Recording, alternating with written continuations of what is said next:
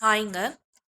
இன்னைக்கு வந்து தமிழ்நாட்டோட பொருளாதார மற்றும் சமூக பிரச்சனையில டிஎன்பிசி குரூப் 2A மெயின்ஸ் மெட்டீரியல்ல பாவர்ட்டி வறுமை மற்றும் வேலைவாய்ப்பின்மை அன்எம்ப்ளாய்மெண்ட் அதை பற்றி பார்க்க போகிறோம். வறுமை மற்றும் வேலைவாய்ப்பின்மை டாப்பிக்கில் வந்து இதில் என்னென்ன கொடுத்துருக்காங்கன்னா MPI multi poverty dimension index பற்றி கொடுத்துருக்காங்க. இந்தியாவோட வறுமை கோடு பற்றின ஆய்வு கொடுத்துருக்காங்க. நகர்ப்புற வறுமை ஒழிப்பு திட்டங்கள்லாம் என்னென்னு கொடுத்துருக்காங்க. அடுத்து தமிழ்நாட்டு மாவட்ட வாரியான எம்பிஐ வந்து கொடுத்துருக்காங்க. கிராமப்புற வேலைவாய்ப்பின்மையோட வகை, அடுத்து மத்திய அரசோட வேலைவாய்ப்பை உருவாக்குறதுக்கான என்னென்ன திட்டங்கள், இதுவே இந்தியாவின் வேலைவாய்ப்பு மற்றும் திறன் மேம்பாட்டு திட்டங்கள், இந்தியாவோட சமீபத்திய வேலைவாய்ப்பு மற்றும் திறன் முயற்சி, அடுத்ததா தமிழ்நாடோட வேலைவாய்ப்பு நலன் திட்டங்கள். இந்த டாபிக் வந்து பார்க்கலாம்.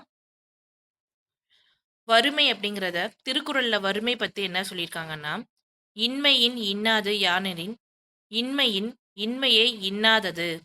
அதாவது வறுமையை விட வேதனையானது எது அப்படின்னா வறுமையின் வலி அப்படிங்கிறது. வறுமை வந்து மிக கொடுமையானது.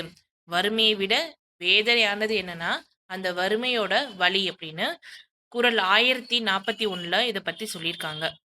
வறுமை என்பது குறைந்தபட்ச வாழ்க்கை தரத்தை அடைய முடியாத திறனற்ற நிலையாகும் அப்படின்னு உலக வங்கி வந்து சொல்லியிருக்காங்க. இப்போ வேர்ல்டு பேங்க் வந்து வறுமை பற்றி என்ன சொல்லியிருக்காங்கன்னா, ஒரு குறைந்தபட்ச வாழ்க்கை தரத்தை கூட அடைய முடியாத ஒரு திறனற்ற நிலை தான் வந்து வறுமை அப்படிங்கிறத சொல்லியிருக்காங்க. வறுமை அப்படிங்கிறத சொல்லியிருக்காங்க. உலக வங்கியின் அளவீடு 2015 படி, அதாவது வறுமை உலக வங்கி கணக்கெடுப்பு முறைப்படி ஒரு நபர் நாளொன்றுக்கு 1.90 அமெரிக்க டாலருக்கு குறைவாக பெற்றிருந்தால் அவர் வந்து வறுமை கோட்டுக்கு கீழே இருக்கிறதா அர்த்தம். அதாவது உலக வங்கி 2015 ஒரு அளவீடு கொடுத்துருக்காங்க. அது பிரகாரம் வந்து ஒரு நபர் நாளொன்றுக்கு 1.90 டாலர் கீழே அவங்களுக்கு வந்து வருமானம் இருந்துச்சுன்னா அவங்க வறுமை கோட்டுக்கு கீழே இருக்கிறதா அர்த்தம். வறுமை என்பது உணவு இல்லாதது மட்டுமே அல்ல. உணவு, உடை, இருப்பிடம், கல்வி, வேலைவாய்ப்பு, வருமானம், சிறந்த வாழ்க்கை முறை ஆகிய அனைத்தையும் வந்து உள்ளடக்கியதான் வந்து என்னன்னா வறுமை அப்படிங்கிறது. வறுமை அப்படிங்கிறது உணவு மற்றும் இல்லாதது மட்டும் அல்ல. உணவு, உடை, இருப்பிடம், கல்வி, வேலைவாய்ப்பு, வருமானம், சிறந்த வாழ்க்கை முறை ஆகிய அனைத்தும் வந்து உள்ளடக்கியது அப்படின்னு சொல்லியிருக்காங்க. ஐநாவோட முன்னெடுப்பு பிரகாரம் 1992 இருந்து ஐநா சபையானது ஒவ்வொரு ஆண்டும் அக்டோபர் 17 உலக வறுமை ஒழிப்பு தினமாக கொண்டாடிட்டு இருக்காங்க. மேலும் 1996 ஆண்டு சர்வதேச வறுமை ஒழிப்பிற்கான ஆண்டாக அறிவிக்கப்பட்டது. மேலும் சர்வதேச வறுமை ஒழிப்பிற்கான ஆண்டாக 1996 வந்து ஐநா வந்து அறிவிச்சிருக்காங்க. ஐநா எப்பயுமே ஒவ்வொரு வருடத்தையும் ஒவ்வொரு ஆண்டாக அறிவிப்பாங்க. அது மாதிரி பாவர்ட்டி எராடிகேஷன் அப்படிங்கிறது வந்து என்னென்னா 1996 அந்த ஆண்டை வந்து அனுசரிச்சிருக்காங்க. அது மட்டும் இல்லாமல் அக்டோபர் 17 உலக வறுமை ஒழிப்பு தினமாக கொண்டாடப்படுகிறதுன்னு சொல்லியிருக்காங்க. அடுத்ததா எஸ்டிஜி கோல்ஸ் பற்றி சொல்லியிருக்காங்க. நீடித்த இலக்கு வளர்ச்சி 2015. இது லாஸ்ட் இயர் குரூப் 1 கொஷின்ஸில் எஸ்டிஜி கோல்ஸ் பற்றி கேட்டிருந்தாங்க. ரொம்ப இம்பார்ட்டண்ட். எஸ்டிஜி கோல்ஸ் இல்லாத கொஷின்ஸ் வந்து இருக்கவே முடியாது. எல்லா எக்ஸாம்ஸ்லேயுமே இப்போ எஸ்டிஜி கோல்ஸ் பற்றி கேட்டுட்ருக்காங்க. முக்கியமானது நீடித்த வளர்ச்சி இலக்கு 2015. இது இலக்கு 1 அப்படிங்கிறத பார்த்தோன்னா கோல் 1 வந்து என்னென்னா நோ பாவர்ட்டி அப்படிங்கிறது தான். பூஜ்ய வறுமை, உணவு பற்றாக்குறை, சுத்தமான நீர் மற்றும் சுகாதார பற்றாக்குறை உள்ளிட்ட அனைத்து வகையான தீவிர வறுமையையும் ஒழிப்பதே இதன் நோக்கம். அதாவது உணவு பற்றாக்குறை, சுத்தமான குடிநீர் மற்றும் சுகாதார பற்றாக்குறை உள்ளிட்ட அனைத்து வகையான தீவிர வறுமையை ஒழிக்கிறதா இதனோட நோக்கமாக இருக்கு.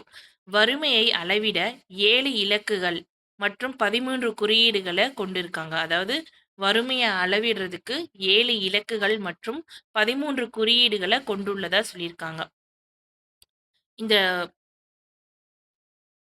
இந்த ஃப்ளோ சார்ட் ரொம்ப இம்பார்ட்டண்ட். வறுமை அப்படிங்கிறது ஒரு சர்க்கிள் மாதிரி. வறுமை இருந்துச்சுன்னா அங்கே வந்து வேலைவாய்ப்பின்மை இருக்கும், எழுத்தறிவின்மை இருக்கும், மக்கள் தொகை பெருக்கம் இருக்கும். இது ஒண்ணோட ஒண்ணு வந்து இன்டர்லாக் ஆனது வந்து. இது வந்து ஒரு செயின் ரியாக்ஷன் மாரி தான். எங்க மக்கள் தொகை பெருக்கம் இருக்கோ, அங்க வறுமை இருக்கும். அங்க வறுமை இருக்கிறப்ப வேலையின்மை இருக்கும். வேலையின்மை இருக்கிறப்ப எழுத்தறிவின்மை இருக்கும். இது எல்லாமே போனதுல பார்த்தோம். குழந்தை தொழிலாளர் கொத்தடிமையில வந்து சேம் இதே ரீசன வந்து நம்ம வந்து அ எழுதலாம். 2க்குமே வந்து ஒத்துப்போகும். அப்ப வந்து ஒண்ணோட ஒண்ணு இன்டர்லாக் ஆனது. ஒரு ஒரு பாதிப்பு வந்து ஒண்ண மட்டும் பாதிக்காம, அதோட தொடர்ச்சியா தான் இருக்கு. மக்கள் தொகை பெருக்கம் மக்கள் தொகை பெருக்கம் இருந்துச்சுன்னா வறுமை வரும். வறுமை இருந்துச்சுன்னா வேலைவாய்ப்பின்மை வரும். வேலைவாய்ப்பின்மை இருந்துச்சுன்னா எழுத்தறிவின்மை வரும். இந்த மாரி இன்டர்லாக் ஆனது வந்து இது ரொம்பவே இம்பார்ட்டன்ட். அடுத்து வறுமையோட வகைன்னு பார்த்தோம்னா, ஆ முழு வறுமை, தற்காலிகமான வறுமை, முதல் நிலை மற்றும் 2ஆம் நிலை வறுமை, ஒப்புமை வறுமை, கிராமப்புற வறுமை, நகர்ப்புற வறுமை அப்படின்னு 6 டைப் வந்து சொல்லியிருக்காங்க. அப்ப வறுமையோட வகை வந்து டைப்ஸ் ஆஃப் பாவர்ட்டி வந்து 6. அதாவது முழு வறுமை, தற்காலிகமான டெம்பரவரி, பெர்மனன்ட், முதல் நிலை மற்றும் 2ஆம் நிலை பிரைமரி அண்ட் செகண்டரி, ஒப்புமை வறுமை, கிராமப்புற வறுமை, நகர்ப்புற வறுமை அப்படிங்கிறது இருக்கு. அடுத்து முழு வறுமை பார்த்தோம்னா, மக்களுக்கு போதுமான உணவு, உடை, உறைவிடம் இல்லாத நிலைய முழு வறுமை அப்படின்னு சொல்றாங்க. அதாவது மக்களுக்கு போதுமான உணவு, உடை, உறைவிடம் இல்லாத நிலைய முழு வறுமை அப்படிங்கிறத சொல்லியிருக்காங்க. தற்காலிகான வறுமைங்கிறது பருவகாலம் பொய்க்கும் காரணமாக விவசாயிகளுக்கு டெம்பரவரியான பாவர்ட்டிங்கிறது அந்த காலம் பொறுத்து வந்து இருக்கும். பருவநிலை பொய்க்கும் போது காரணமாக விவசாயிகளுக்கு தற்காலிகமாக ஏற்படும் வறுமை தற்காலிக வறுமை அப்படிங்கிறத சொல்லியிருக்காங்க. இல்லது அமைப்பு சார்ந்த வறுமை நிலையாகும் அப்படிங்கிறது சொல்லியிருக்காங்க. 3வது முதல் நிலை மற்றும் 2ஆம் நிலை வறுமைங்கிறது, குடும்ப வருமானத்தைக் கொண்டு அத்தியாவசிய பொருட்கள் கூட வாங்க முடியாத வறுமை நிலையே முதல் நிலை வறுமை அப்படிங்கிறது. அதாவது குடும்பத்தோட இன்கம் வந்து ரொம்ப கம்மியா இருக்கும். அந்த வருமானத்த வச்சுட்டு அந்த குடும்பத்துக்கு தேவையான அத்தியாவசிய பொருட்கள் கூட வாங்க முடியாத நிலை தான் வந்து முதல் நிலை வறுமைன்னு சொல்றாங்க. போதுமான வருமானம் இருந்தும் மது அருந்துதல், சூதாட்டம் போன்ற உபயோகமற்ற செலவுகளால் ஏற்படும் வறுமை 2ஆம் நிலை வறுமைங்கிறாங்க. அதாவது அந்த குடும்பத்துக்கு எவ்வளோ செலவு இருக்கோ, அதுக்கு தேவையான அத்தியாவசியமான பொருட்கள் வாங்க தேவையான வருமானம் அந்த குடும்பத்துல இருக்கும். ஆனா, அந்த வருமானத்த வந்து தேவையற்ற செலவான மது அருந்துதல், சூதாட்டம் மூலமா அந்த பணத்த அழிச்சறனால ஏற்படக்கூடிய வறுமை வந்து 2ஆம் நிலை வறுமை அப்படின்னு சொல்றாங்க. ஒப்புமை வறுமைங்கிறது மக்களில் பல்வேறு குழுக்களிடையே உயர்தர, நடுத்தர, குறைவான வருமானம் காணப்படும் வேறுபாடுகளையோ அல்லது ஒரே குழுவினரிடையே காணப்படும் வேறுபாடுகளோ அல்லது பல நாடுகளில் வாழும் மக்களிடையே காணப்படும் வேறுபாடுகளையோ குறிக்கும் கூடிய நிலை தான் வந்து ஒப்புமை வறுமை அப்படிங்கிறத சொல்றாங்க. கிராமப்புற வறுமை அப்படிங்கிறது விவசாயம் தான் இந்திய பொருளாதாரத்தின் முதுகெலும்பு அப்படின்னு நம்ம மகாத்மா காந்தி வந்து சொல்லியிருப்பாங்க. கிராம மக்கள் வந்து தினக்கூலிக்காக வேலை செய்து குறைந்த கூலியை பெறுகின்றனர் மற்றும் சில மாதங்கள் தான் வேலை வாய்ப்பு இருக்கும். இதனால வந்து என்னன்னா கிராமப்புற வறுமை வந்து ஏற்படுறதுக்கான காரணம்.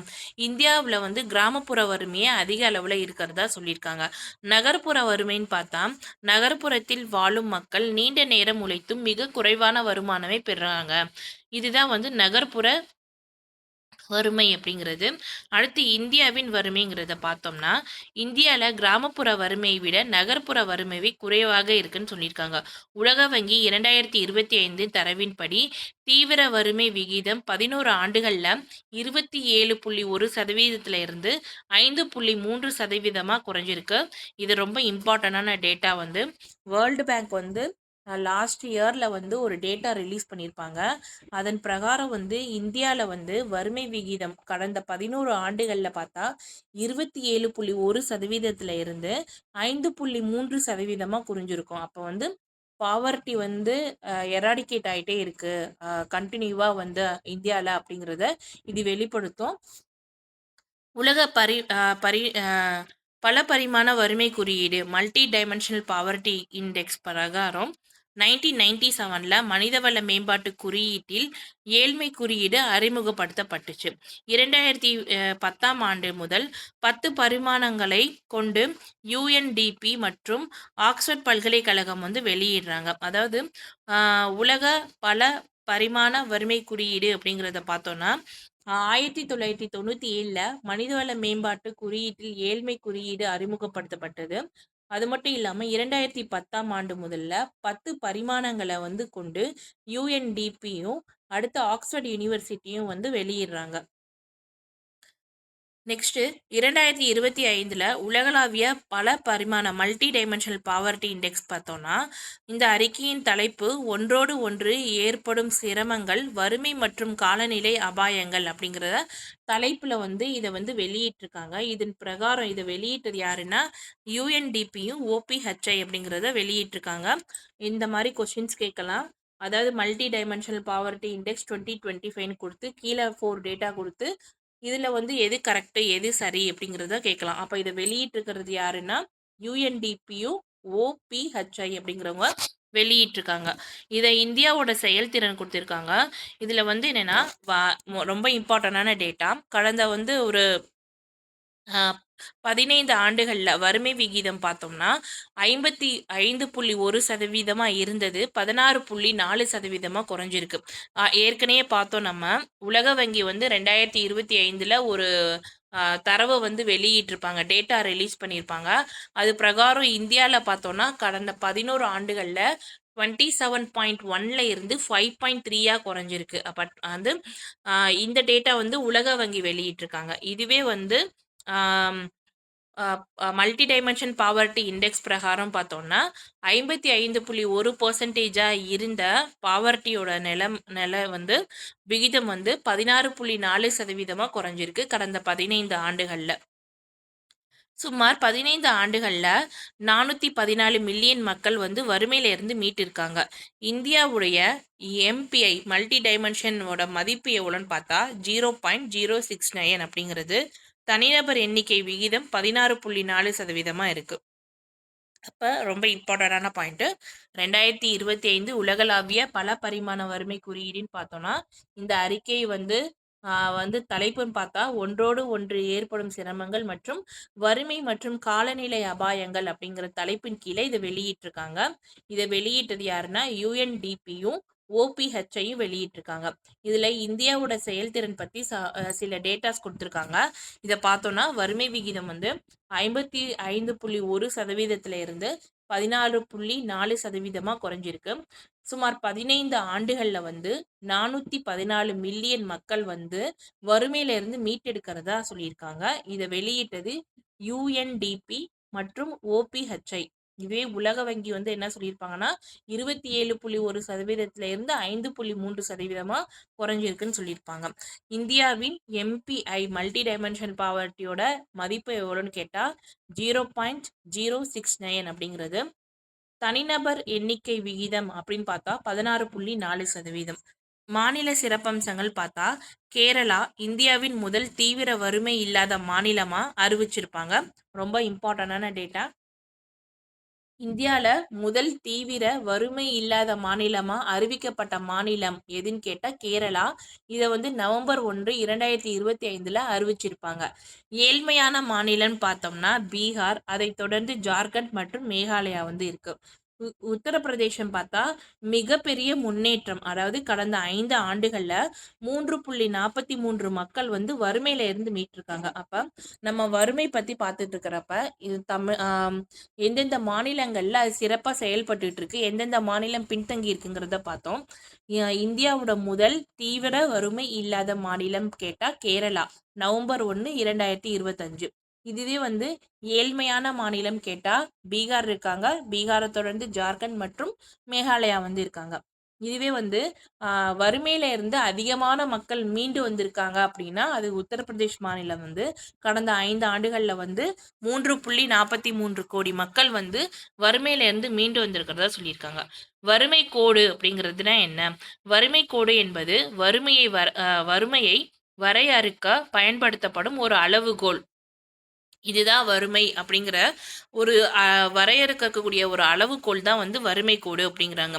உணவு மற்றும் வேளாண்மை அமைப்பின் முதலாவது டைரக்டர் ஜெனரல் லார்ட் பாய்ட் ஓர் என்பவர் வறுமை கோடு என்பதற்கு 1945ல் முதல்ல இலக்கணம் வகுத்தாரு. அப்போ வறுமை கோடு அப்படிங்கிறதுக்கு அதுக்கான அந்த இலக்கணம் வகுத்தவர் யாருன்னு கேட்டால் டைரக்டர் ஜெனரல் லார்ட் பாய்டோர் அப்படிங்கிறவர் வந்து வறுமை கோடுனா என்ன அப்படிங்கிற ஒரு இலக்கணம் வகுத்தாரு 1945ல. இந்தியாவில் வறுமை கோடு பற்றிய ஆய்வு பார்த்தோம்னா ரொம்ப இம்பார்ட்டண்ட். இந்தியாவில் வந்து வறுமை பற்றிய கணக்கெடுப்பை முதல்ல தாதாபாய் நெரோஜியை வந்து தனது வந்து வறுமையும் பிரிட்டனுக்கு ஒவ்வாத இந்திய ஆட்சியும் அப்படிங்கிற வந்து என்னும் நூலில் வந்து இந்த பாவர்ட்டி அண்ட் பிரிட்டிஷ் ரூல் அப்படிங்கிற நூலில் வந்து எழுதியிருப்பாரு. இது வந்து 1867-68 அதாவது வருடத்திற்கு 16 ரூபாயிலிருந்து 35 வரை என கணக்கெடுக்கப்பட்டதாக சொல்லியிருப்பாங்க. இது வந்து ரொம்ப இம்பார்ட்டண்ட்.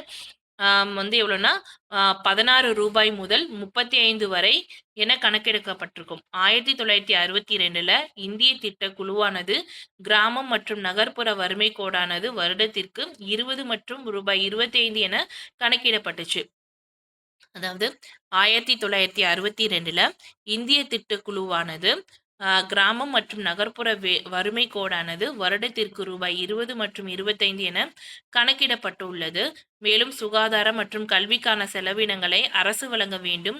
இவை இரண்டையும் தவிர்த்து வறுமை கோடானது கணக்கீடு செய்ய வேண்டும் என்று கூறியுள்ளது. இப்போ பாவர்ட்டி பார்த்தோம்னா அது ரிலேட்டடாக எந்தெந்த கமிட்டிலாம் போட்டாங்க அப்படிங்கிறத பார்க்கலாம். இதில் விஎம் தண்டேக்கர் குழு 1971. இதில் வந்து இப்போ நான் பாவர்ட்டி ரிலேட்டடாக இருக்கக்கூடிய கமிட்டிஸ் பற்றி கேட்கலாம். இந்த குழுக்கள் கொடுத்து இதை அசெண்டிங் ஆர்டரில் எது வந்து ஃபஸ்ட்டு வந்துச்சு, அவரது எது அதுக்கு அடுத்து வந்ததுன்னு கேட்கலாம். இல்லைன்னா வந்து இந்த குழுக்களோட வருடங்கள் பற்றி கேட்கலாம். விஎம் தண்டேக்கர் மற்றும் என் ரத் குழு வந்து 1971. இவங்க தான் வந்து குறைந்தபட்ச கல்லூரி விதிகளை பூர்த்தி செய்ய தேவையான நுகர்வு அளவை வந்து முதல்ல நிறுவியிருப்பாங்க. கிராமப்புறத்தில் அதாவது என்னன்னா கிராமப்புறத்தில் அதாவது பாவர்ட்டி வந்து கல்லூரி வச்சு ஒருத்தவங்களுக்கு இவ்வளோ கல்லூரி ஒரு நாளைக்கு கிடச்சிச்சின்னா அவங்க வந்து வறுமையில் இருக்காங்க, வறுமையில் இல்லை கிடைக்கலன்னா வறுமையில் இருக்காங்க அர்த்தம். அந்த மாதிரி வந்து சொல்லியிருப்பாங்க. குறைந்தபட்சமாக கல்லூரி விதிகளை பூர்த்தி செய்ய தேவையான நுகர்வு அளவை வந்து என்னென்னா கல்லூரியை வந்து யூஸ் பண்ணியிருப்பாங்க. இந்த குழு தான் வந்து கிராமப்புறம் மற்றும் நகர்ப்புறங்களில் ஒரு நாளைக்கு ஒரு நபருக்கு 2250 கல்லூரி பெறுவதற்கு போதுமான செலவில் இருந்தால் வறுமை கோட்டை கணக்கீடு செய்தனர் அப்படிங்கிறத சொல்லியிருக்காங்க. அதாவது கிராமம் மற்றும் நகர்ப்புறத்தில் ஒரு நாளைக்கு ஒரு நபருக்கு 2250 கல்லூரி கிடைக்கிறதுக்கு தேவையான பணம் இருந்துச்சு அப்படிங்கிறத வறுமை கோட்டோட அளவாக இவங்க யூஸ் பண்ணியிருப்பாங்க. அடுத்ததா டாக்டர் வைகே அலக் குழு 1979. குறைந்தபட்ச தேவைகள் மற்றும் பயனுள்ள நுகர்வு அளவுக்கான திட்டங்களை வகுக்கணும். இந்த குழு வந்து அணுகுமுறை அடிப்படையில் இந்தியாவில் முதல் முறையாக அதிகாரப்பூர்வ வறுமை கணக்கெடுப்பை வந்து தொடங்கியிருப்பாங்க. அப்போ வந்து எந்த குழுவோடைய அணுகுமுறை அடிப்படையில் வந்து முதல்ல இந்தியாவில் வந்து அதிகாரப்பூர்வ வறுமை கணக்கெடுப்பு தொடங்கப்பட்டுச்சுன்னு கேட்டால் வந்து ஒய்கே அலக் குழு 1979.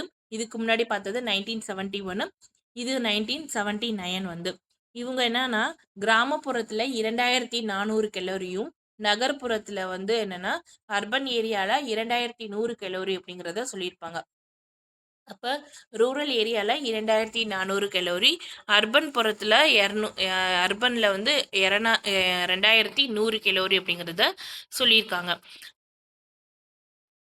லாக்டவாலா நிபுணர் குழு வந்து 1993 அலாக் குழுவால் பரிந்துரைக்கப்பட்ட தனி கிராமப்புற மற்றும் நகர்ப்புற வறுமை கோடத்தை தக்க வைத்து கொண்டதுன்னு சொல்லியிருக்காங்க. இது ரொம்ப இம்பார்ட்டண்ட். ஏன்னா வந்து ஆல்ரெடி எக்ஸாம்ஸில் வந்து இந்த பாவர்ட்டி ரிலேட்டடாக இருக்கக்கூடிய கமிட்டி கொடுத்து இதை வந்து அரேஞ்ச் பண்ண சொல்லியிருக்காங்க.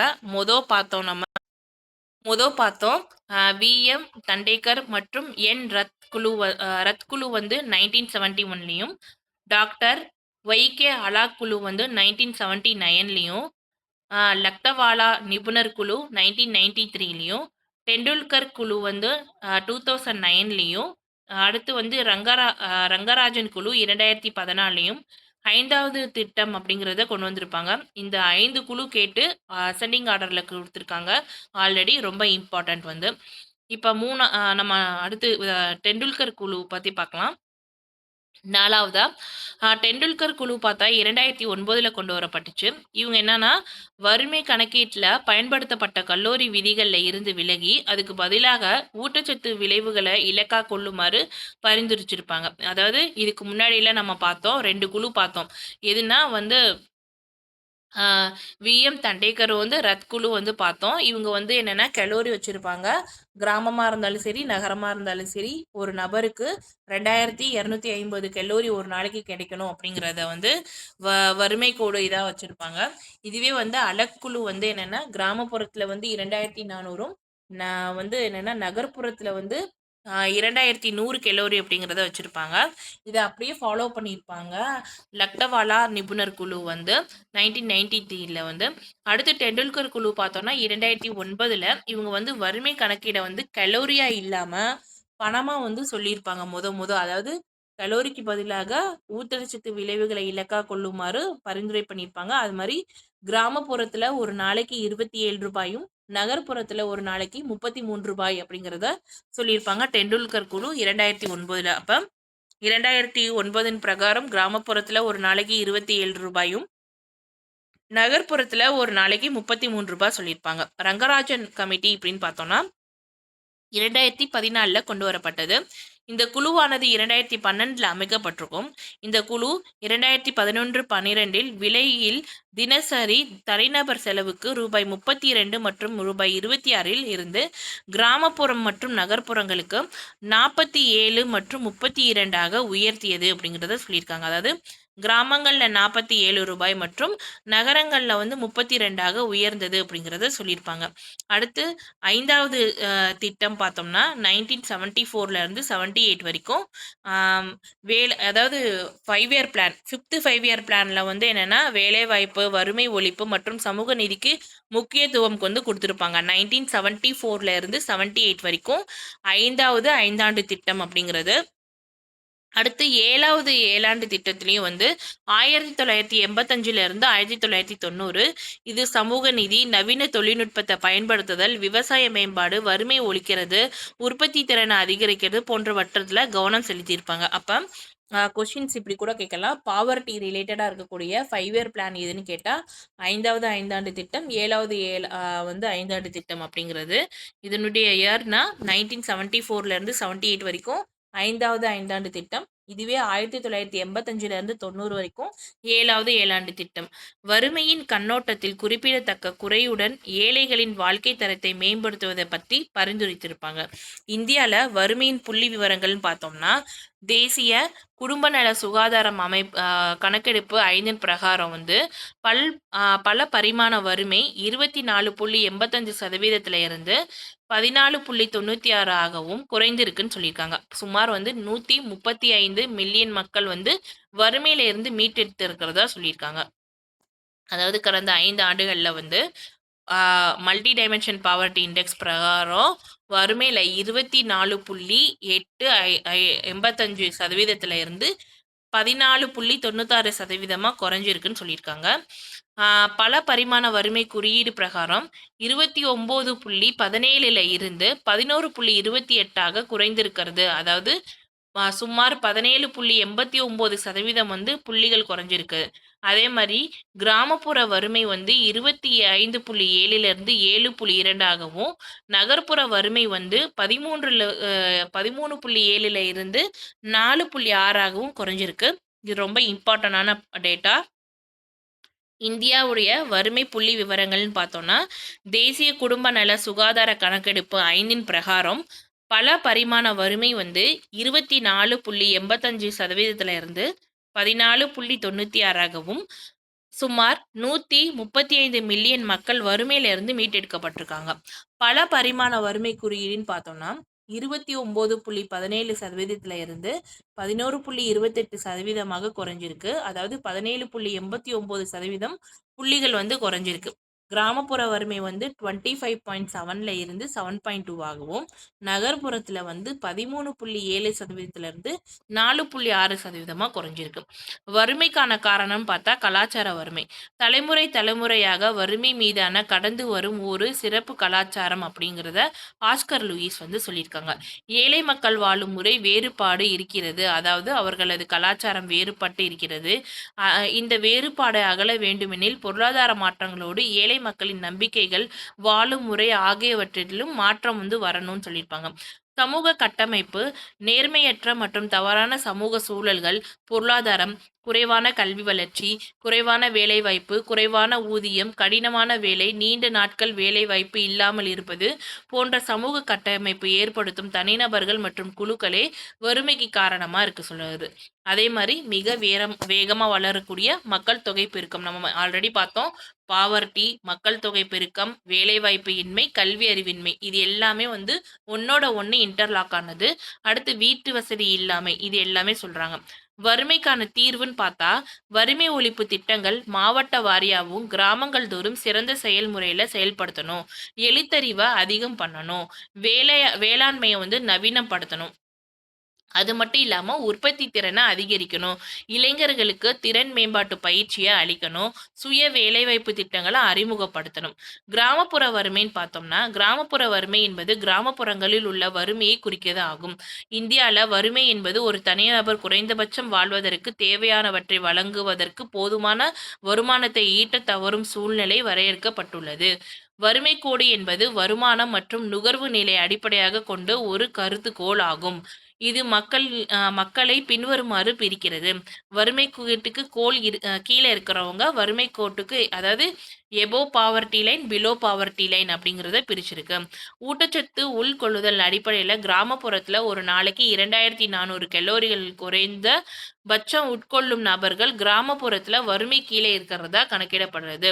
இந்த திட்டக்குழுவின் மதிப்பீட்டின்படி கிராமப்புறத்தில் வறுமை குறியீடின் கீழே வாழும் மக்களின் சதவீதம் 54.10%. அதாவது ஒட்டுமொத்தமாக பார்த்தோம்னா கிராமத்தில் வாழக்கூடிய பாதி மக்கள் வந்து வறுமை கோட்டு கீழே இருக்கிறதா சொல்றாங்க. 54.10%. இது மொத்த மக்கள் தொகையில 33.80% இருக்குன்னு சொல்றாங்க. கிராமப்புறங்கள்ல உள்ள பட்டியல் ஜாதியினர் மற்றும் பழங்குடியினர் மக்களிடையே வறுமை வந்து அதிகமா இருக்கிறதா சொல்றாங்க. 2005ஆம் ஆண்டில் இந்த பிரிவினர் புற வேலைகளில் 80% இருந்ததாகவும், இருப்பினும் மொத்த கிராமப்புற மக்களில் அவர்களின் பங்கு மிக குறைவாக இருக்கிறதா சொல்லியிருக்காங்க. 2015ஆம் ஆண்டில் இந்தியால 80 கோடிக்கும் அதிகமான மக்கள் கிராமத்தில் வசிக்கிறார்களாகவும், கிராம மக்கள் தொகையில 1/4 22 கோடி மக்கள் வறுமை கோட்டுக்கு கீழே இருக்கிறதா சொல்லியிருக்காங்க. அதாவது 2015 பிரகாரம் இந்தியால 80 கோடி மக்கள் வந்து கிராமத்துல வசிக்கிறாங்க. அந்த 80 கோடி மக்கள்ல 1/4 1/4 22 கோடி பேர் வந்து என்னன்னா கிராமத்துல வந்து என்னன்னா வறுமை கோட்டுக்கு கீழே இருக்காங்க. உலகின் ஏழைகள் 22% மக்கள் தொகை இந்தியால தான் இருக்கு. அதாவது வேர்ல்டு அளவுல பாவர்ட்டி பார்த்தோம்னா மொத்தமா வந்து 22% வந்து இந்தியால தான் இருக்காங்க. மக்கள் தொகை வளர்ச்சி இருந்த போதிலும் ஏழை மக்களின் விகிதத்தை குறைப்பதில் இந்தியா வெற்றி பெற்றிருக்கிறதா சொல்லியிருக்காங்க. அதாவது மக்கள் தொகை என்னதான் வளர்ச்சி அடைஞ்சிட்டே இருந்தாலும் மக்கள் ஏழையில இருந்து பாவர்ட்டில இருந்து மீட்டெடுக்கிறதுக்கான முயற்சியில இந்தியா வந்து வெற்றி தான் பெற்றிருக்கு. கிராமப்புற வறுமைக்கான காரணம் பார்த்தா நிலத்தின் சீரற்ற விநியோகம். முக்கியமான பாயிண்ட். நிலத்தின் சீரற்ற விநியோகம். நில உரிமை ஒருதலைபட்சமா இருக்கும். அதாவது பெரும்பான்மையான வாழ்வாதாரத்துக்கு கூலி தொழில்களை சார்ந்திருப்பாங்க. அடுத்து 2வது வேளாண்மை அல்லாத வேலைவாய்ப்பு இன்மை. அதாவது வேளாண்மை அல்லாத தொழில்கள் அதிகரித்து வரும் தொழிலாளர் எண்ணிக்கையுடன் பொருந்தவில்லை. அதிகப்படியான உழைப்பு, ஊதியம் வந்து குறைவா இருக்கும். பொதுத்துறை முதலீடு இல்லாம மனித வள மேம்பாட்டிற்கான போதுமான நிதி வந்து ஒதுக்கி இருக்க மாட்டாங்க. பணவீக்கம், விலைவாசி வந்து உயர்ந்துட்டே இருக்கும். மக்களோட வாங்கும் சக்தி வந்து குறைஞ்சிருக்கும். குறைந்த உற்பத்தி திறன், குறைந்த முதலீடு, தொழிலாளர் உற்பத்தி திறன் என இரண்டுமே வந்து வறுமைக்கு வந்து மிக முக்கிய காரணமா இருக்கு. குறைந்த முதலீடு மற்றும் தொழிலாளரோட உற்பத்தி திறன், இது ரெண்டுமே வந்து வறுமைக்கு காரணமாக விளைவுகளா இருக்குன்னு சொல்றாங்க. வளர்ச்சியின் சமமற்ற நிலை. அதாவது சஸ்டெய்னபிளா வந்து என்னன்னா, அந்த டெவலப்மெண்ட்டுக்கு வளர்ச்சி வந்து இருக்காது. நகர்ப்புற பணக்காரர்கள் வளர்ச்சியில் அதிகமான லாபம் பார்ப்பாங்க. இதுவே வந்து ஏழைகளுக்கு வந்து சமமான நன்மை கிடைக்குமானா கிடைக்காது. வளர்ச்சியின் சமமற்ற நிலை வந்து காட்டுறதா சொல்லியிருக்காங்க. குறைந்த பொருளாதார வளர்ச்சி விகிதம். பொருளாதார வளர்ச்சி பெரும்பாலும் ஏழை விட பணக்காரர்களுக்கு நன்மை அளிக்கிறது சொல்லியிருக்காங்க. பெரிய முதலாளிகளுக்கு அதிக முக்கியத்துவம். மூலதனம் சார்ந்த தொழில்கள் குறிப்பிட்ட வேலை வாய்ப்புகளிலேயே உருவாக்குகிறது. கிராமப்புற ஏழைகள் வேலை இல்லாம இருக்கிறத சொல்றாங்க. சமூக தீமை, பழக்கவழக்கம், நம்பிக்கை, மூட நம்பிக்கை, அப்புறம் மரபு சார்ந்த உற்பத்தி அல்லாத செலவினத்துக்கெல்லாம் இது வழிவகுக்குது அப்படிங்கிறத சொல்லியிருக்காங்க. அப்ப கிராமப்புறம் அதாவது புறத்துல வறுமை இருக்கிறதுக்கான காரணம் பார்த்தோம்னா, நிலத்தோட சீரற்ற விநியோகம், வேளாண்மை அல்லாத வேலைவாய்ப்பு, பொதுத்துறை முதலீடு இல்லாமது, பணவீக்கம், குறைந்த உற்பத்தி திறன், வளர்ச்சி சமமற்ற நிலை, குறைந்த பொருளாதார வளர்ச்சி விகிதம், பெரிய தொழிலாளர்களுக்கு அதிக முக்கியத்துவம், சமூக தீமை. இந்த 9 பாயிண்ட்டும் ரொம்ப இம்பார்ட்டன்ட் வந்து. அடுத்து கிராமப்புறத்துல இருக்கக்கூடிய வறுமை ஒழிப்பதற்காக இந்தியா இந்திய அரசு வந்து எந்தெந்த திட்டங்கள்லாம் கொண்டு வந்தாங்கன்னு குடுத்துருக்காங்க. அத பத்தி நாளைக்கு பார்க்கலாம். Thank you.